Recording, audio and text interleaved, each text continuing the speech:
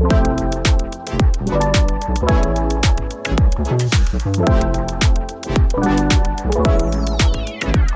been ages, lads. It's been ages since we've sat together like this. Months. Has it?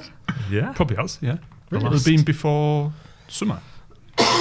Summer vacations. It would have been before I went on holiday, which feels like about 18 months ago now. So yeah, It's been a busy period in our lives. yeah.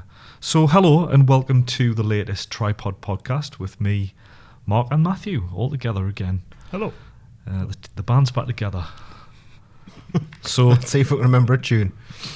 So yeah, we've picked another really exciting video topic to discuss today, to debate and inform, hopefully, from our many years of experience in video production.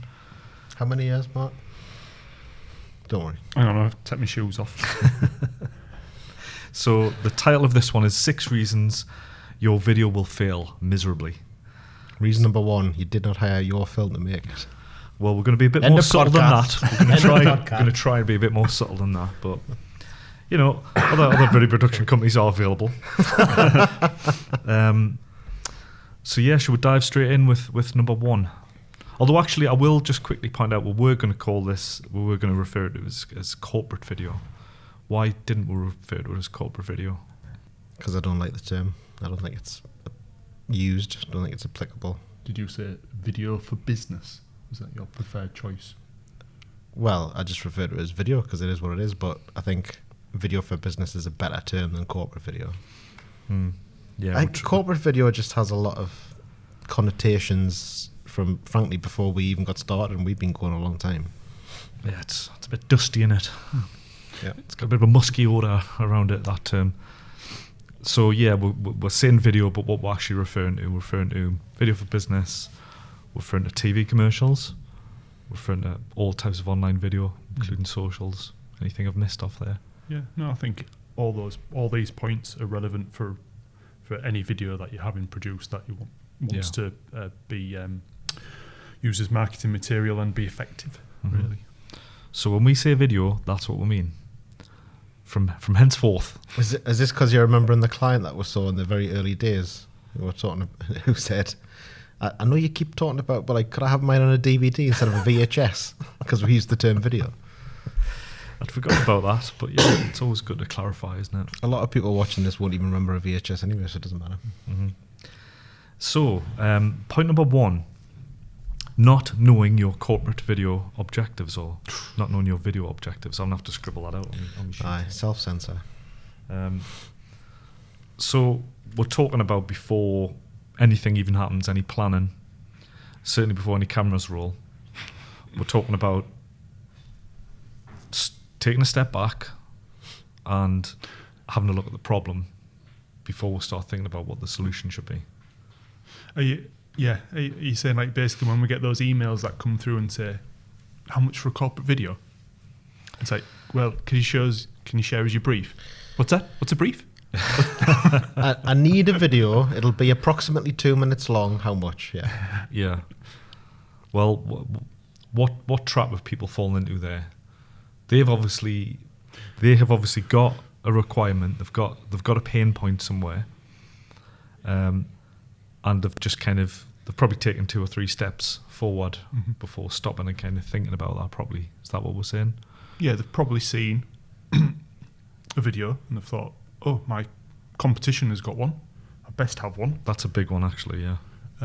Or someone has been tasked in the business to have a video produced, but they don't know anything about having a video produced. They may not have done it before. It's not their fault, and they've just haven't thought about it, done any research, and just kind of off the bat come looking to have a video produced. So there is like a rationale, I suppose, to work through before even doing that.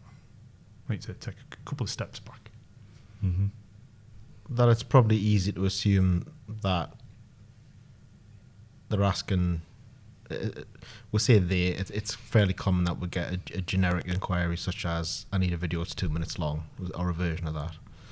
But on the other hand, it's probably also fair to say that, that no doubt they're expecting us to then go back and ask a lot of questions, because it's an expert field, and yes, they might know as much as we need a video for X or Y reason, but then that should be that is enough for us to get started on going through our process, really. Yeah, as long as they've got like a rationale for having the video produced, that's what they need. Whether it's an internal video, the rationale is to kind of educate the team. Fair enough. At least you know what you're trying to achieve. So I think that's the main thing. Not just like we need a video. It's like, well, why? Yeah, because if you don't have an objective, how do you know if it's been successful? Yeah. To be fair to most people, they're getting in touch because they want to promote something, they want to document something, or they want to communicate something, usually internally. So objectives wrapped up in that. But I mean, as we go through the other points, we'll probably get into a bit more about the brief. But that is enough. It's just still, I suppose, a bit odd when someone gets in touch and says, "I need a video." Yeah. And doesn't give you any more information. Mm-hmm. Well, I think even narrowing the objective down, so you've just said, like, promote me business. Right. Well, that's still quite general. You could drill down that another 4 or 5 layers, couldn't you? Especially if you want to, if they're going to be looking at, like, analysing the results after the fact to see, did we get the return on investment? What impact did it actually have? You need to be a lot more specific, and that definitely helps us before we come up with some of our amazing ideas, is to think, well, who are we talking to here? Who's the audience? And how can we best get that message across to them, both in terms of what the creative of the video is going to be, but also what platform is it going to be looking at? Because that's quite often another challenge, isn't it?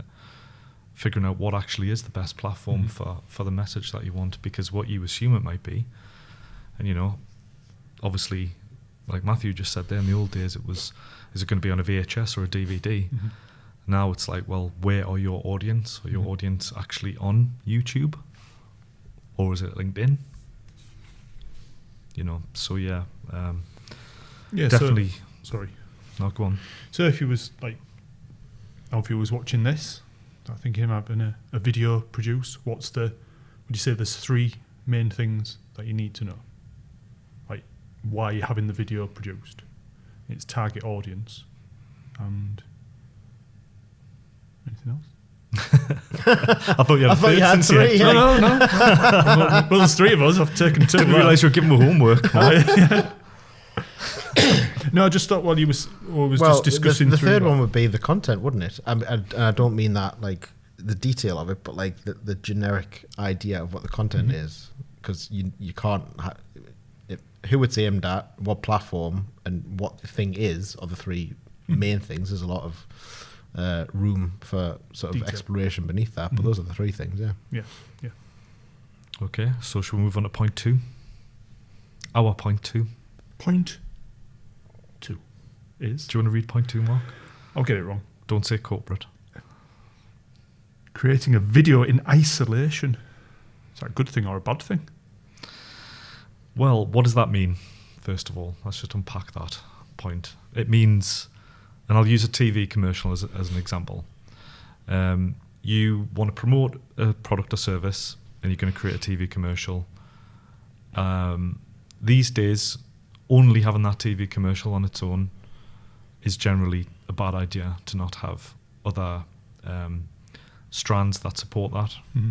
Yeah. So, as an example, usually with a TV commercial, and this is partly to help guide the people that watch it and then go to buy, to give them a very specific place to go, to make that nice and easy, but also so that the person that's advertising can measure exactly what's coming in from the TV commercial itself. So what other things could businesses be doing to support that TV commercial? So an obvious one I'll say is something that we do, which is usually if we're creating a TV commercial, we're creating a web version of that. Mm-hmm. Mm-hmm. Web being a different audience to television. The way that you would present that's different, but it's basically just supporting, isn't it? It's supporting the TV commercial and just using those different avenues to basically to get the message out to as many people as possible. Well, using that specific example, most people that respond to a TV advert are probably going to pull a phone out of their pocket and probably going to Google something about the advert they've seen. They're not going to go to the website that they've seen in the advert. So yeah, it's like we've obviously been in situations where clients have wanted to test the impact of TV by turning off all the ongoing online marketing, which obviously is something we advise against, but sometimes you don't find out they've done it until after the fact, but the two go hand in hand, definitely. But then there's other things you can do as well, like we often will produce a behind the scenes of particularly of a TV production, but any production that's just a bit different. We'll do it for our purposes, but frequently we'll tell the client we're doing it and give them a version for building up a bit of anticipation towards the video being released, whether that's TV or online or whatever. Mm-hmm. And it's always a good thing to mention in the process, because if we're going out filming, which obviously we would be doing more times than not, but it's to get those extra shots, whether they're framed differently or whatever it is, for any social use. We're going from landscape to portrait, so some shots might not work. So it's just another consideration of like how much, I suppose, longevity they're going to get out of this. If it's a TV commercial, there's all other ways that it can be used further down the line for socials, behind the scenes type of stuff. So well, even just alternate versions, we say to people all the time, it costs the same to get our crew there for the day, whether we're shooting content for one video or 5 videos, for the sake of argument. Mm-hmm. So think ahead to, right, well, version A is what I need now, but if I had a couple of different shots or a couple of different sound bites, what do I need 3 months down the line for my next campaign or whatever? Mm-hmm. It's always about maximising the return, basically, from time and investment, isn't it? Mm-hmm. We want to do that because that's what benefits the client the most and keeps the relationship good. Well, you've just I think the key word there is campaign, isn't it? That's how you need to think about it. It's not just a one-off. Throw it out there. Did it work? Did it not work? Oh no, it didn't. So that's the end of it. It needs to be a well thought out plan. Mm-hmm. That's executed across multi-platform and for a period of time to keep hitting. Mm-hmm. But it doesn't have to just be a campaign either. I mean, we all looked at a brief yesterday to produce some FAQ videos, and the brief said internal FAQs. So we went on the website and saw they said 5 to 6 FAQs. We went on the website and saw that there was 30 customer-facing FAQs. So all we're doing is going back and asking the question and say, seeing as we're doing this already, is there any of these that you might want to get covered as well? Because that's the best use of everyone's time and your budget. Mm-hmm. Even if, and frequently we'll say to people, even if you don't need them yet, you don't want to post-produce them, get them filmed then, because then you've got them. Mm-hmm. Yeah. Mm-hmm. Any other points before we move on to point 3? No, I think that's something that a lot of people probably will not think of when they're having a video produced. So I think it's a good point. Well, we're filming this in autumn 2023, and more and more, and I've just done a very good article on LinkedIn about this. Oh, I read that one. If you lads want to have a read, give it a thumbs up and everything. About how basically now video is a key part, or should be a key part of everyone's marketing strategy going forward. So, yeah, I mean, for me, creating a video in isolation, it's not where anyone should be looking now. Video should be at the front of mind of most marketers. With that said, we'll move on to point 3. Yeah. Now, this is a classic, this one. Making videos that are too long in duration. I was just looking at some updated stats for this one. Essentially, every year that passes, attention span just keeps going like that. And how long average attention span, how long people will actually watch a video, just keeps going down and down. It's down to 43 seconds now on average. You could argue, and there is a big difference. We talk to clients about the difference between a passive and an engaged audience, that you're going to get different attention spans from each. And again, that should be part of your video strategy. Who's the audience? That's why that's such a key question. But in general, what are we telling clients? Obviously, if it's TV, it's the duration is the duration that's going to be, usually 30 seconds. But in general, what we're thinking about duration? For me, I don't think there should be the duration of a video asset is how long it needs to be to get the message across clearly. So if it's an internal video that, there's a lot of health and safety information there, as long as it's relevant and needs to be, said, and we can cut the script down and can make it more punchy. But if it needs to be 3 minutes for whatever reason, then depending on the target audience, that's what it needs to be. It can be cut down into sections again, bite-sized pieces. But for me, it's the length is what it needs to be. If there isn't if it's not a TV commercial or a longer format like program or whatever it is, it's just what's perfect for it. We've done videos before where it's literally, I think this comes back to the first one actually, overstepping the mark of knowing your objectives, because target audience, what you need to say, and what you're going to do. But there's a problem where, because it's the client's business, they want to say everything that they do, everything that they want to do in this video. Like, we're really good at this, we've got this on site, we've got these machines, we've got a coffee maker, we've got whatever it is. And it's like, well, actually your target audience don't need to know half of that. They just need to know what you're selling and where to get it from, not kind of what's going on in the background. What you might think is important isn't important to the target audience. So we could fall into a trap there of overstating everything, of knowing your objectives. That's not exactly what's going to be in the final piece, because some of what your objectives are actually aren't relevant for your target audience. Well, a lot of what you're saying there is going to bleed into point 4. But yeah, absolutely. I mean, I think basically what we're saying is your answer there was a bit too long because it moved into point 4. So you need to trim it down. Ironically, it was, wasn't it? So there you go. Well, I'll give you a stat. People are more likely to engage with videos under 60 seconds in length and prefer watching videos up to 2 minutes long, and spend 88% more time on websites with videos than without. No one's watching our podcast other than. We've got an engaged audience here. All that's fine, but it's also limited. To me, everything there is about kind of, although it's not saying it, it's specifically talking about advertising type videos. Whereas in general, I agree with Mark that everything's got its own natural length. It's either dictated by the medium, i.e. it's a 30 second because it's a TV ad, which even that, obviously there's different lengths of TV ads, just that's the standard one.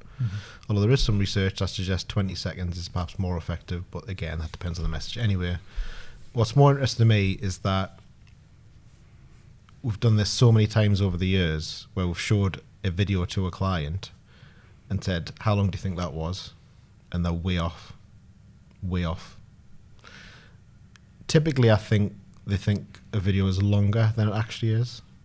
And then this doesn't happen that often these days, but then there's people who get in touch and say, we need a 3 to 5 minute video. And they actually look at what they're trying to achieve, and you go, well, actually, for what this message is and where you're going to put it, this is going to be 90 seconds tops. But don't worry, because it's going to have all the information in that you need. And there's no pushback from that, but it's just, it's always interesting to me that because we are making these things day to day, we have a bit, well, I don't know if it's innate, but certainly a more attuned sense of like what a natural, that's what we're talking about the most, is everything's got its own natural length. And it's just interesting that people who don't make videos day to day frequently overestimate what the natural length should be by quite a bit. It's never a problem. If someone thinks they need 3 to 5 minutes and you give them 90 seconds, it does the job, everyone's happy. But that's just always been interesting to me, that most people will quite significantly overestimate how long a short video should be. Yeah, you put it better than I did, but it sounded like you went on a little bit longer. I probably did. Well, yeah, I mean, obviously... It sounded longer than it was, that's the trick. If everyone's honest, nobody really wants to watch adverts, do they? So if something's short and sweet, and basically its job is to just get people on the hook to then go and either find out more or go and buy the product or service, I suppose that's kind of the real kind of content where you need to be just paring it down. It's just keeping it to the key messages. It goes back to the objectives. If it only needs to get people on the hook, then yeah, leave some questions so that it's more tantalizing. But again, on the engaged audience thing, I'm just always reminded of, we did a 2-minute long, give or take, non-narrated factory tour video. It was like, right, the client did plastic injection mold, and they said people want to see our facilities. They don't want to travel from China to look at it. We need a video that they can see on the website, and it just shows what we've got. So we made that, and then unbeknownst to us, a few months later, they decided to try it as a YouTube pre-roll campaign, which the video that we made was not suitable for that in any way. But because what they were doing was so specialised, they got huge engagement rates, and they could see that people were clicking through to the website from it and actually watching most of the 2-minute video, even though it was being served to them as a pre-roll, and they could skip it after 5 seconds. Which again goes to say that everything has its own natural length relative to the audience and the topic, I suppose, the content. Well, yeah, obviously when it comes to pre-rolls and online content in general, we're always trying to bake in that really sharp hook at the beginning so that people don't skip, so that they don't scroll away, that they stick with it and at least watch the other 20 odd seconds. Yeah, because 99 point whatever percent of the ones are the opposite to what I just described, where it's someone who's not looking for that, not bothered about it, just waiting to be able to skip it. Okay, then. That was nice, wasn't it, Mark? Oh, you weren't there that day. When is that why it was nice? when the client asked us towards the end of a long filming day recently, like, does it not like bother you, when you're doing all this work and then people are just going to skip it? It's like, yeah, and, thanks for that. Matthew said, yeah, that's why I go home every night and sit in a dark room and weep. Do you like your job?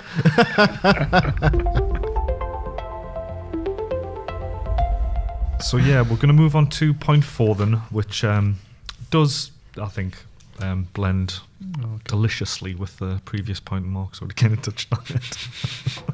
So point 4 is cramming your video with too many messages.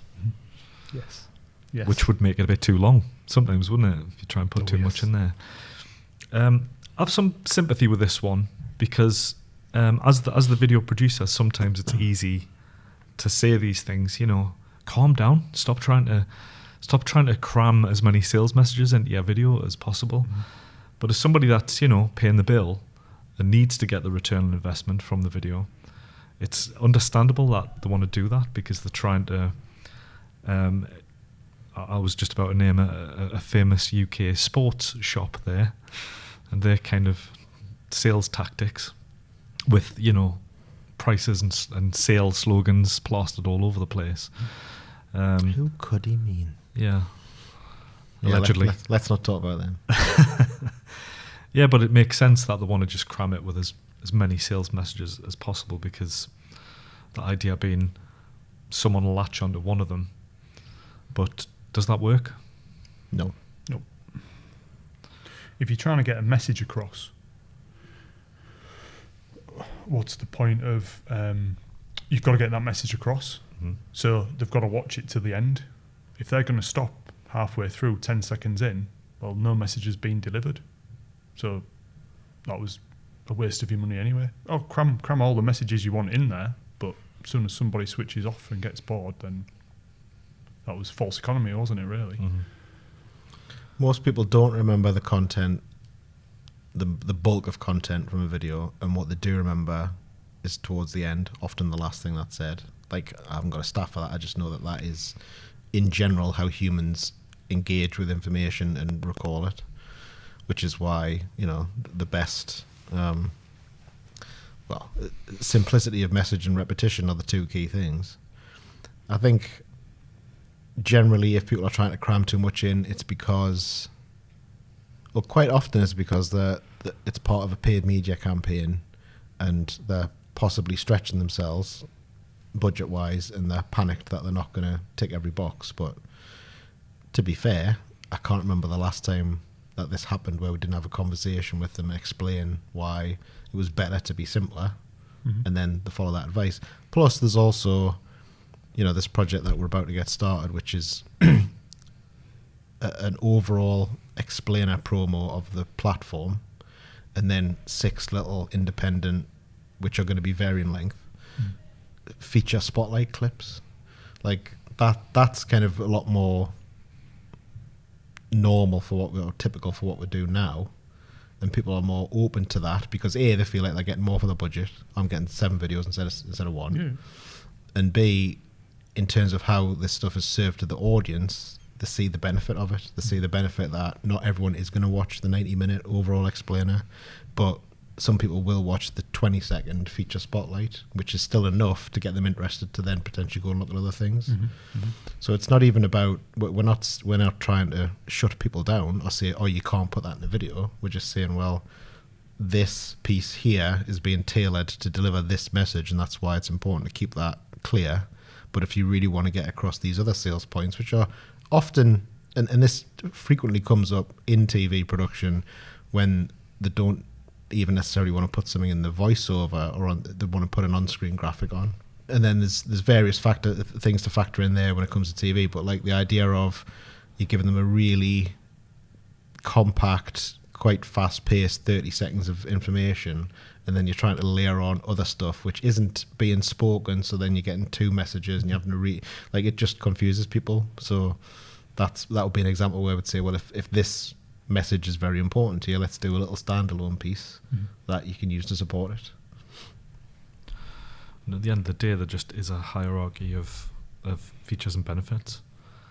If you list them, okay, list them. Now list them in the order that you know is the most impressive from top to bottom, and you can just start to kind of lose. Which also goes back to the objective. Like the client I'm thinking of, their objective was to shift product.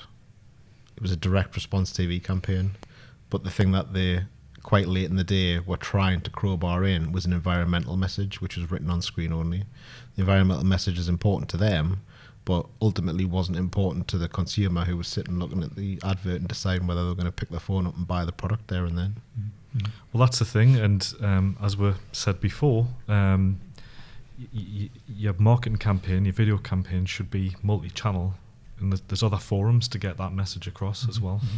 Or it's as simple as, the TV commercial's job is to get people to go to the website to buy the product. When they go to the website's then got to, the baton's passed over to you, and the website can have all that information on. So if people are still like, oh, well, I'm not sure, is it a green product? Oh, yeah, there it is. There's a big piece about, why this is a green product. So yeah, it's not, it's another key reason you don't need to cram everything in. Yeah. There's time on the kind of buying journey. Well, I would agree that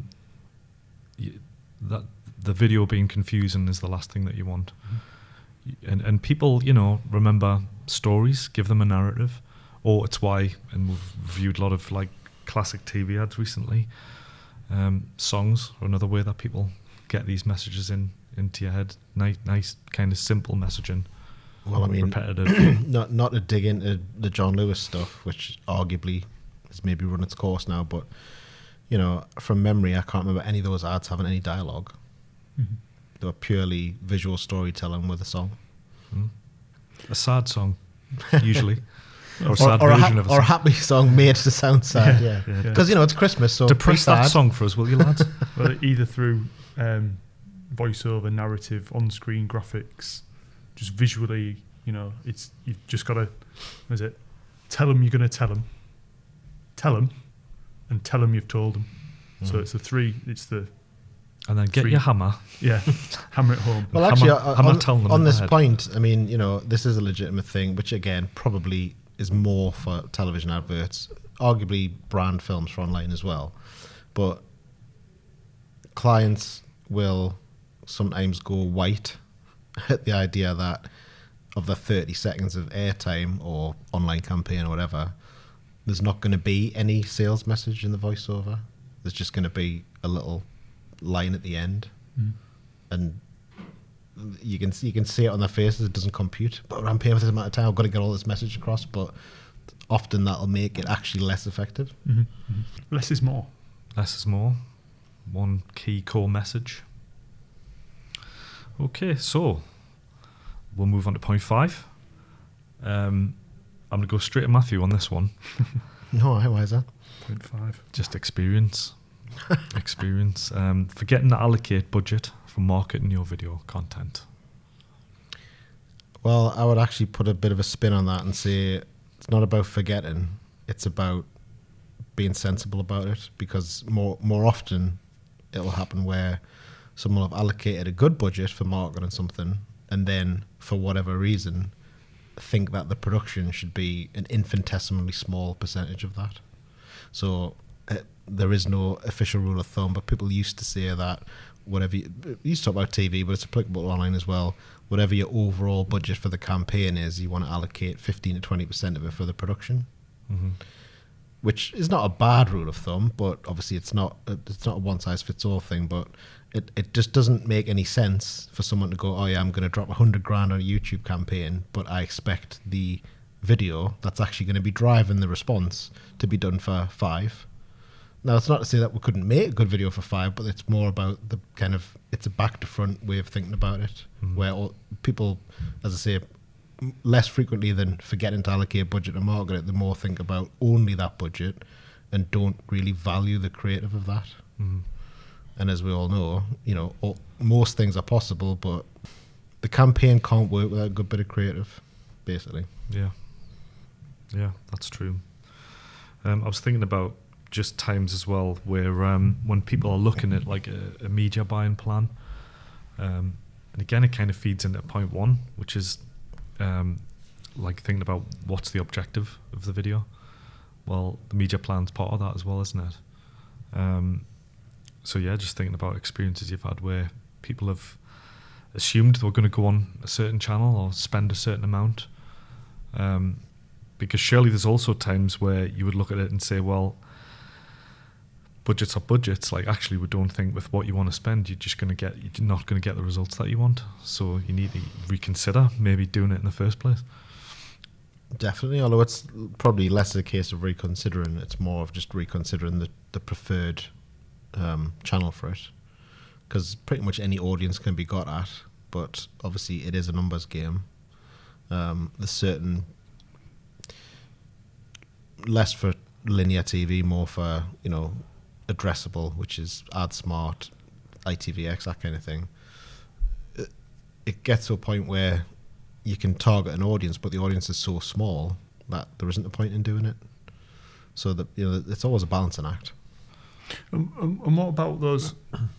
Obviously, we're talking about TV there, but what about those that are just same for online, applicable just the same to online? Well, that's what I was wondering. Really, if someone's just coming to think, oh well, I need an overview video of what we do. It's not selling the product. It's not, it's just we're here. It's an awareness video. Yeah. They've not thought of like assigning any budget to market that awareness video. Maybe they've just thought, well, it's just going to be on our website. That's where it's going to live. But they should be thinking a little bit of putting it on whatever, YouTube or whatever it is, or social media, even if it's just like for their website. You can do it without budget, depending on what it is. No, but what I'm saying is they should consider like the social media budget applications of where the video is going to go, like moving forward, really. Yeah, I mean, again, thinking about this project that we're about to get started on with a main video plus 6 supporting clips, like the conversation from the start was the main video is going to live on the website. It will be posted on LinkedIn, but the majority of engagement is expected to come through the shorter clips, which will lead to the bigger video or just straight to the website. But obviously, as you're assuming that people are scrolling their feed in LinkedIn, the sound's probably off and they've only got a few seconds. That's where it's at. So none of that's paid. It could be paid, but it doesn't have to be.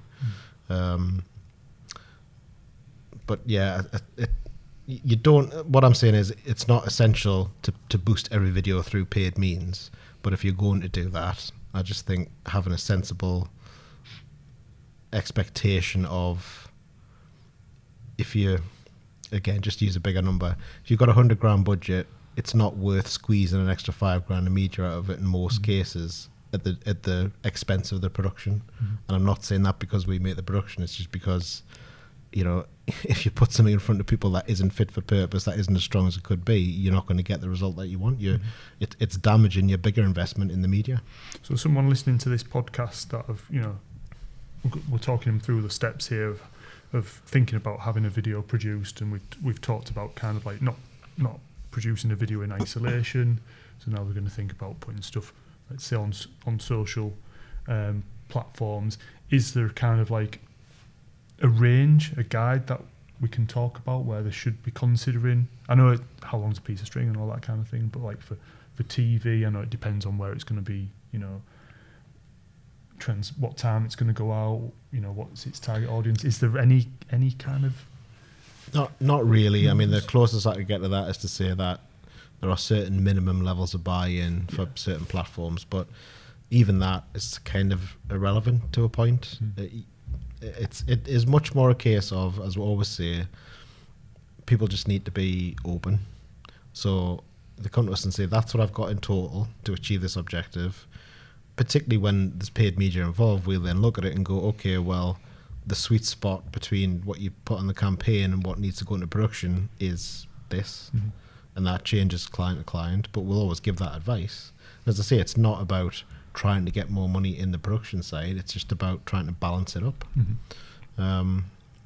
So there is no rule of thumb, really, I don't think. It's horses for courses, but we'll always give that advice. So point 6 is not having a call to action. As in, you've done the hard work, you've hooked them, but now you've got to reel them in. So by that, we're talking about, I'll use a TV commercial as an example again. So yeah, they're watching the TV commercial. So within that 30 seconds, you've got them interested. They're thinking about, you know, yeah, that might be something I could use. Where do they go? And what should you be thinking about in terms of where do you want them to go? Where are you going to kind of channel them from there? So what examples would we give from TV commercials that we've produced before? How do you then translate someone that's interested into getting them through to the buying stage? To me, the real question is more how, and we've sort of touched on it already, is how are people actually going to engage with it? Because the majority of people are not going to do the thing that you put in the advert. If the advert says, go to the specific website, they're probably not going to do that. They're going to Google something which is either the name of the company that they think they just saw, and quite often that won't be right either. Because, you know, particularly when we're talking advertising, whether it's TV, online, whatever, generally it's being put in front of you when you're not expecting it. So the simplicity and the repetition allows people to, I mean, at the end of the day, whatever, even if there's a very specific offer, it's arguable that you're actually trying to get the name of the product or brand into the viewer's mind more than anything else. So using Hippo Bag as an example, we've done various campaigns for them that have talked about different levels of discount, free gifts, all that kind of thing. All fine, and some people will retain that information.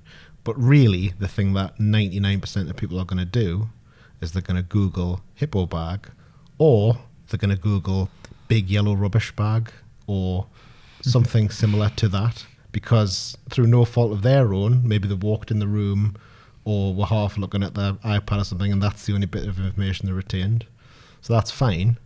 So yes, we'll always put specific calls to action in there, but the truth is, particularly in the last 10 to 15 years, the smartphones have become in everyone's hand, like just the common side piece, basically sitting watching something. That's what people are doing. They're just generally searching for something that is vaguely associated with what you've just put in front of them. So the call to action is important, but I think it's probably a lot more important in the fairly rare instances where the video is clickable, or there is a link directly underneath it that you can click on, which then, you know, should be pretty straightforward and should generate the immediate response you want. Well, I suppose, yeah. So just starting with what you ended with there, if it's an online video, then you're away really, aren't you? It's very hard not to get that right, because people have then got the ability to click straight through, and then they're going through to potentially straight to a buying page. We can just make that a nice smooth transition into getting the product that you've just looked at. You've clicked on it for a reason. Come on, let's get this in your basket and get you home. Instagram ads and the like are probably the best versions of that, because as it's playing on your screen, not on your feed obviously, but on your screen, it's flashing at the bottom. Click here to learn more. Click here to buy now. And the minute you've done that, even if you leave, they've got that cookie. They've got that on you now. So you're going to get, it's going to check in with you again.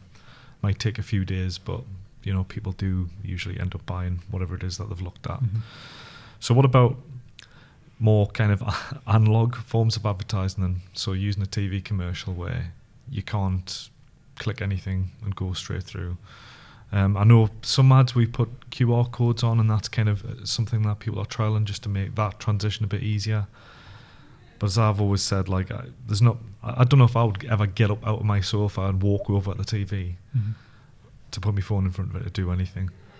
That's a tough ask. So do people need to think about actually SEOing these potential search terms that people might look for, just trying anything to kind of get the traffic going in the right direction?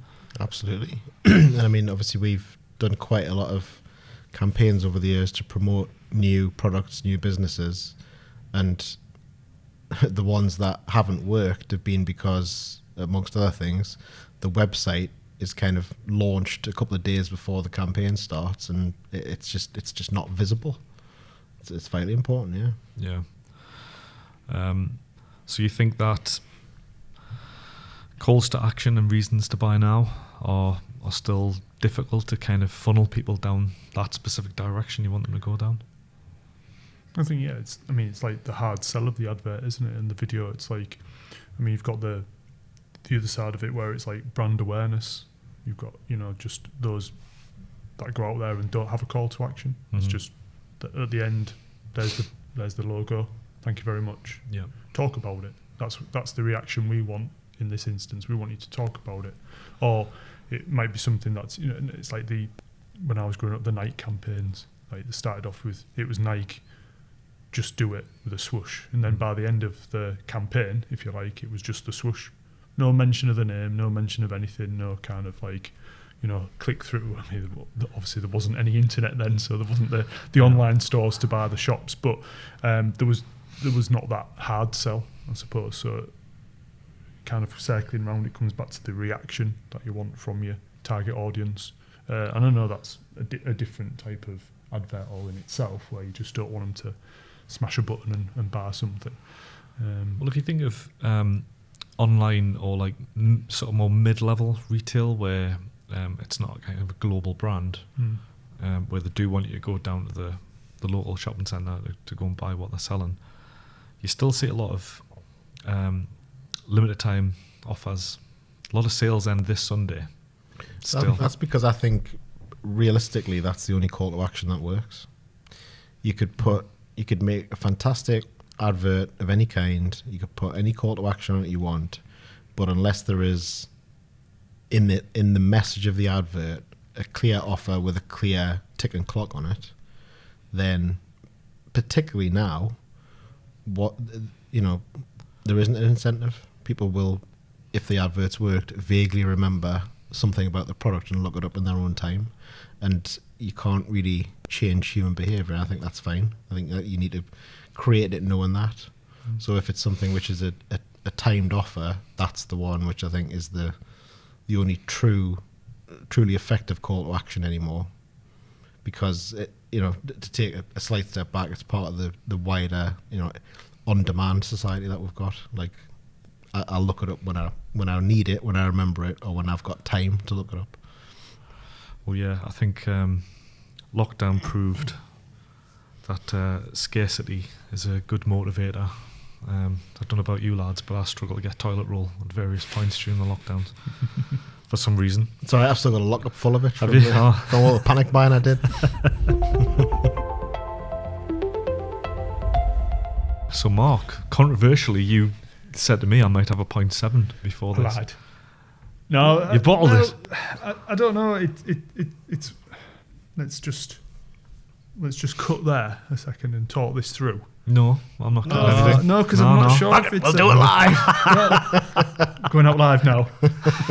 Yeah, no, I'm not cutting it. So, well, it was kind of like we've considered all these 6 points. We've gone through it, but how do I put this? I It's think like, I know what you're trying to say. Do you want me to say it? I mean, God, that's well, good. I'll try. God, that's I didn't good. even say anything. You know, is in my head. It's basically you've considered all this. You've which is great. You've come to us, and you've come to us because Good choice. Good choice, and we've got some history in producing good content for other clients.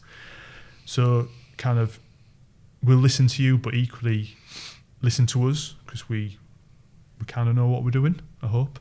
And we sometimes see that even like after they've given all this information, the client kind of is skeptical and doesn't listen to us, and it causes problems further down the line. I don't think it's just skepticism. I think what you're getting at is there's a, thankfully not that common, but it does happen, scenario in which we'll work with, say, 2 people on the client side for weeks, sometimes months, to produce something. And they'll get to the point, and this is a slightly extreme version, they'll get to the point where they go, yeah, it's great, we'll love it. Now we're going to show it to the 10 other people that need to have an opinion on it. That's the problem. The problem is that process is always going to potentially then harm, degrade what we've made because it's designed by a committee, which doesn't work. But to flip it around, if we know that information going in, then we'll adjust our process accordingly. I think the frustration comes when it's dropped on you at the last minute, where you think something is signed off and good to go, and then they go, oh yeah, there's now 10 other people need to see it. 10 other people have had nothing to do with the process, as far as we know. Certainly have never engaged with us on it, never been part of the conversations we've had. So that is definitely something which then can lead to the dilution and potential failure of what we've produced. So it's about making that known quite early on in the process to say, yes, we're going to deal with you, but I've got 3 levels of boss above me and they all need to have the say in it, and we'll, as I say, adjust our process accordingly. It's letting There's us a lot know. of pain coming out here. Letting us know up front so that we can get something in front of the people fundamentally who make the last decision, the call on it. And I'm not saying if it's left till the last minute, them seeing it and their call is the wrong call, because half the time it's the opposite. It is kind of like they've now seen it with fresh eyes and they can see what's working and not working because all the other people have been involved in it for weeks or months. But getting them on board sooner in the process and seeing something up front of what's been trying to be produced is beneficial for Well, there's also, I mean, it can happen where you've made something you're happy with, the client's happy with, it then gets kicked upstairs for someone else to have a look at. And generally, let's say that they're still happy with it and end up signing it off. But before they do so, they say, oh, it'd be great if we'd had such and such. Have you not got shots of this, that, and the other? And then, even if nothing then changes, and they go with what we've made because it's good, it sort of leaves a sour taste in their mouths, probably as much as ours, that, oh, well, actually, we could have had such and such if we'd known about it sooner. And with the topic being reasons that videos fail, like this is what we're talking about, is like, just as with anything, give us that information ahead of time so that it gives us a bit of leeway to work within that structure. That structure is fine. Yeah. We just, it works better for everybody if we're all, aware of it from the start. Yeah, and there's no pain points. Yeah. There'll be pain points. There's a lot of pain in those comments. Well, I got 2 points from that, I think. When Mark first started talking, he went one direction, I thought. And then I think Matthew kicked in with a second. Oh. So 0.7 will be, shut up. No. 0.7...